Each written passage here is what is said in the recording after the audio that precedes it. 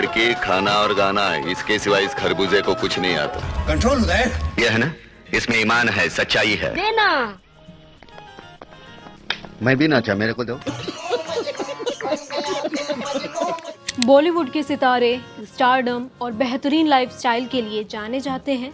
वे हर दिन खुद को जवां और खूबसूरत दिखाने के लिए लाखों रुपए खर्च करते रहते हैं। अपने कपड़ों से लेकर हर चीज़ पर वे खूब खर्चे करते हैं। वहीं कुछ सेलेब्स ऐसे भी हैं जो लाखों करोड़ों की संपत्ति होने के बाद भी एक साधारण जिंदगी जीने के लिए जाने जाते हैं। बॉलीवुड में बहुत कम एक्टर्स हैं जिन्होंने गरीबी में बचपन बिताया और फिर अपने दम पर अमीर बने। खासकर इंडस्ट्री में बिना गॉडफादर के उन्होंने अपनी अलग पहचान बनाई। वो जो मर चुका था जी उठे और फिर कहे और फिर कहे और फिर कहे, कैसे बताऊं मैं तुम्हें मेरे लिए तुम कौन हो? शांति, तुम्हारे हाथ बहुत खूबसूरत है, इन्हें गलत जगह मत उठाओ। इस तरह के एक्टर्स की कहानी भी लोगों को पता होनी चाहिए। ऐसी कहानी सुनकर लोग मोटिवेट होते हैं और उनमें भी कुछ करने की हिम्मत आती है। आज हम आपको ऐसे ही एक एक्टर के बारे में बताने वाले हैं जिन्होंने अपनी शानदार एक्टिंग के लिए नेशनल अवार्ड जीता। उन्होंने अपनी सारी प्रॉपर्टी अपने दम पर बनाई है। भगवान का दिया हुआ सब कुछ है, दौलत है, शोहरत है, इज्जत है। हम जिस एक्टर की बात कर रहे हैं वो कोई और नहीं बल्कि परिंदा, तिरंगा, क्रांतिवीर, अग्नि साक्षी, खामोशी और भूत जैसी कई सुपरहिट फिल्म देने वाले नाना पाटेकर हैं। पीले पीले ओ मुराजा, पीले पीले। बॉलीवुड की फिल्म इंडस्ट्री में शायद ही कोई होगा जो कि इस नाम को नहीं जानता होगा। ऐसा इसलिए क्योंकि नाना पाटेकर ने अपने बॉलीवुड के करियर में काफ़ी सारी हिट और सुपरहिट फिल्में दी हैं, जिसके चलते उनका पूरी फिल्म इंडस्ट्री में एक तरफा नाम चलता है। आ गए मेरी मौत का तमाशा देखने, अब मुझे लटका देंगे। कोई तुमसे बेहद प्यार करता है, तुमसे शादी की विनती कर रहा है, सीन कौन सा है? बहुत कम लोग जानते हैं कि महाराष्ट्र में जन्मे नाना पाटेकर का असली नाम विश्वनाथ पाटेकर है। एक्टर ने बॉलीवुड के लिए अपना नाम बदलकर नाना रख लिया था। न मैं बदलूंगा न तो मेरा रवैया बदलेगा। अगर आपको बदलना है तो वो शपथ बदलिए जो कमीशन के वक्त दी जाती है। नाना आज करोड़ों की संपत्ति के मालिक हैं, लेकिन एक वक्त था जब उनके परिवार ने काफी तंगी का सामना किया था। इतना सब कुछ होने के बावजूद आज भी नाना पाटेकर बेहद सिंपल तरीके से रहते हैं। नाना को उनकी सादगी भरी जिंदगी के लिए भी जाना जाता है। फिलोसफी खोपड़ी खोल दूंगा सल। मरे हुए को क्या मारोगे उदय भाई, मैं जाता हूँ। देखो मैं आगे पीछे देख के चलता हूँ, चीज को हाथ लगाते हुए 100 बार सोचता हूँ मैं, समझा के नहीं? बॉटल तुमने तोड़ा है, you will pay for it. बता दें, नाना पाटेकर का जन्म जनवरी 1951 को एक मध्यम वर्गीय मराठी परिवार में हुआ था। इनके पिता दिनकर पाटेकर चित्रकार थे।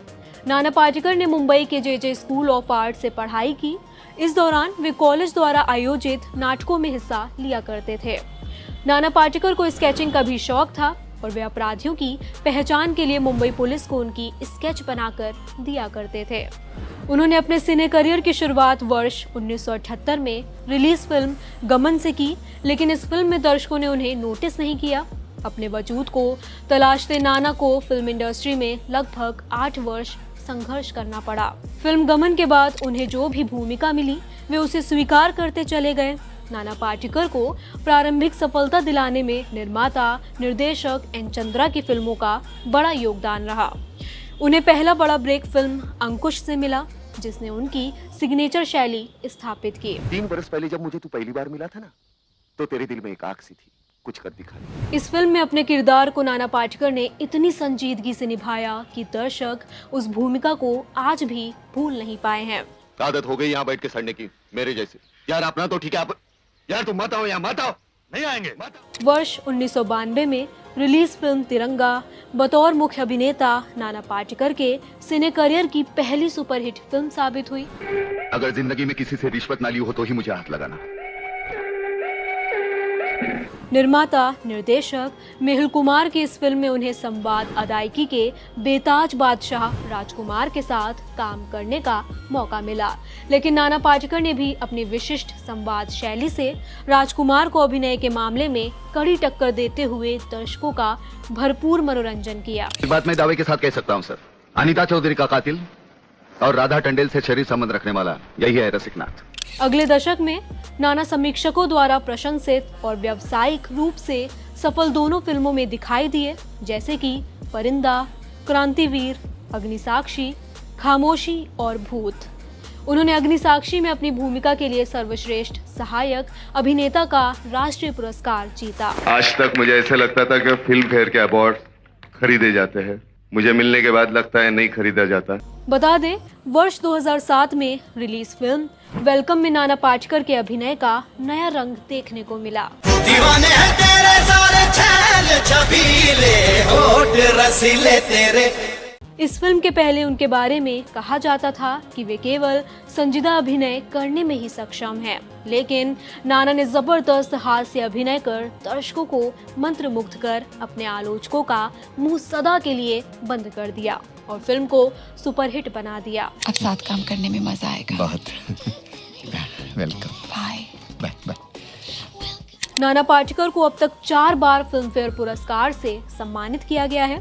नाना पाटेकर को 3 बार राष्ट्रीय पुरस्कार से भी सम्मानित किया गया है। लेकिन पाटेकर का शुरुआती जीवन आसान नहीं था। अभिनेता एक साधारण परिवेश में पले बढ़े। उन्हें 11 साल की उम्र में पत्थर की खदान में काम करना पड़ा। एक साक्षात्कार में उन्होंने बताया कि जब उन्होंने एक अभिनेता के रूप में काम करना शुरू किया तो उनका पहला वेतन सिर्फ 750 रुपए था। उनकी पत्नी उस समय बैंक में जॉब करती थी और उनकी सैलरी 2000 रुपए थी, जिसकी वजह से उनका घर चल जाता था। नाना पाटेकर एक्टिंग के साथ एक बेहतरीन शूटर भी हैं। वो स्टेट और नेशनल लेवल पर शूटिंग में पार्टिसिपेट करते रहते थे। इतना ही नहीं, उन्होंने सीनियर एज कैटेगरी में कई मेडल भी जीते हैं। दरअसल 1990 में नाना पाटेकर को प्रहार में सेना के मेजर की भूमिका के लिए 3 साल के कठोर प्रशिक्षण के बाद भारतीय प्रादेशिक सेना में एक कैप्टन के रूप में नियुक्त किया गया था। उन्होंने उस समय भावी सेना प्रमुख जनरल वीके सिंह के साथ मिलकर काम किया। 1999 के कारगिल युद्ध के दौरान नाना पाटेकर ने अपने अभिनय करियर को कुछ समय के लिए रोक दिया और एक मेजर के रूप में मराठा लाइट इन्फेंट्री रेजिमेंट में अपनी सेवाएं दी। तब से उन्होंने एक खेल निशानेबाज के रूप में राज्य और राष्ट्रीय स्तर की प्रतियोगिताओं में भाग लेना जारी रखा, यहाँ तक कि वरिष्ठ आयु वर्ग में पदक भी जीते हैं। नाना पाटेकर ने अपने जीवन में केवल पैसा ही नहीं बल्कि नाम, इज्जत और शोहरत सब कुछ कमाया है, जिसके चलते नाना पाटेकर के पास आज के समय में करोड़ों की संपत्ति है। वो 4 घंटों में आंखें जो अपनों का रवैया देखती होंगी, उसके बाद मुर्दे को तो मौत तोहफा लगती होगी। मैंने कहा बेटे एक्टिंग करनी है उसके पैसे मुझे मिलेंगे। बता दें, नाना पाटेकर के पास पुणे के नजदीक खड़कवासला में 25 एकड़ में फैला शानदार फार्म हाउस है। शहर की भीड़भाड़ से दूर नाना को जब भी आराम करना होता है तो वो यहीं जाते हैं। डायरेक्टर संगीत सिवान की 2008 में आई फिल्म एक द पावर ऑफ वन की शूटिंग भी नाना के इसी फार्म हाउस में हुई थी। यहाँ तक कि नाना अपने इस फार्म हाउस के आसपास धान, गेहूं और चना की खेती भी करते हैं। नाना के इस फार्म हाउस की कीमत करीब 12 करोड़ रुपए है। नाना पाटेकर के पास मुंबई के अंधेरी में एक फ्लैट है। नाना के मुताबिक वो यहाँ 750 स्क्वायर फीट के 1 BHK फ्लैट में रहते हैं। ये फ्लैट उन्होंने 90 के दशक में महज 1,10,000 में खरीदा था। हालांकि आज इस फ्लैट की कीमत करीब 7 करोड़ रुपए मानी जाती है। मीडिया रिपोर्ट्स के मुताबिक नाना पाटेकर के पास 81 लाख रुपए कीमत की ऑडी Q7 कार है। इसके अलावा उनके पास एक 10 लाख की एक महिंद्रा स्कॉर्पियो और 1.5 लाख की कीमत की रॉयल एनफील्ड क्लासिक 350 भी है।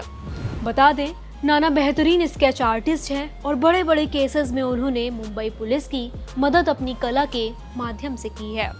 नाना पाटेकर फिल्मों में आने से पहले कभी सड़क पर जेब्रा क्रॉसिंग पेंट किया करते थे। नाना पाटेकर ने 2015 में मराठवाड़ा और लातूर के सूखाग्रस्त किसानों को सरकार से पहले मदद पहुंचाई थी। लगभग 100 किसान परिवारों को नाना पाटेकर ने 15-15 हजार रुपए के चेक बांटे थे। वे किसानों की मदद के लिए एक NGO भी चलाते हैं। नाना पाटेकर के पास आज के समय में करोड़ों की संपत्ति है, लेकिन फिर भी उन्हें अपने पैसों का बिल्कुल भी घमंड नहीं है और बहुत ही सरल जीवन व्यतीत करते हैं। ये मुसलमान का खून, ये हिंदू का खून, बता इसमें मुसलमान का कौन सा, हिंदू का कौन सा? फिल्मों में उनकी सफलता का मतलब है कि आज नाना पाटेकर प्रतिवर्ष लगभग 6 करोड़ रुपए कमाते हैं और उनकी कुल संपत्ति 80 करोड़ रुपए है। नाना पाटेकर कहते हैं कि वे फिल्मों में शौक से नहीं आए, बल्कि जरूरत ने उन्हें एक्टर बनाया था। यही वजह है कि वे आज भी बेहद साधारण जीवन जीना पसंद करते हैं। तो कैसी लगी आपको नाना पाटेकर की कहानी? हमें कमेंट बॉक्स में लिखकर जरूर बताइएगा। मिलते हैं किसी और नई कहानी और रोचक किस्सों के साथ अगले एपिसोड में। तब तक के लिए मैं मानसी आपसे लेती हूँ विदा। पीले पीले ओ मोरे राजा, पीले पीले